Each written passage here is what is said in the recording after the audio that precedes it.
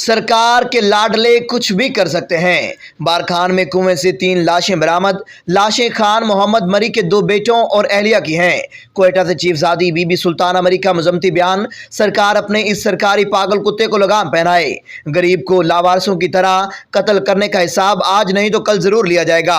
हम कानून के मुताबिक इंसाफ लेंगे। इस सरकारी पागल कुत्ते को कुत्ते की मौत की सजा दिलवाएंगे। इसे फांसी के तख्तादार तक लेकर जाएंगे और फांसी पर लटकाएंगे। इसका मौजूदा वज़ीर-ए-आला जिसका सहूलतकार बना हुआ है, इसे भी नहीं छोड़ेंगे। ये कहना है बीबी सुल्ताना मरी का। खान मोहम्मद मरी के मुताबिक मेरे बेटे और अहलिया सरकारी सरदार अब्दुर्रहमान खेतरान के निजी जेल कैद में थे।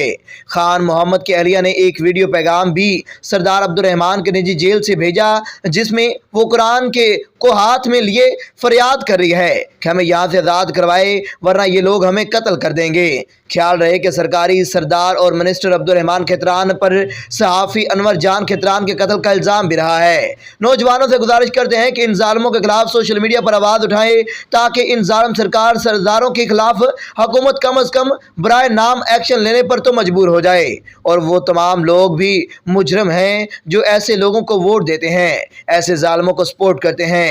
ऐसे इंसानियत दुश्मन फ़िरौनों को रिजेक्ट करें। आज खान मोहम्मद मरी के साथ उन्होंने ये जुल्म किया है, कल ये जुल्म वो आपके साथ भी कर सकते हैं। इसके खिलाफ आवाज़ बुलंद करने की ज़रूरत है।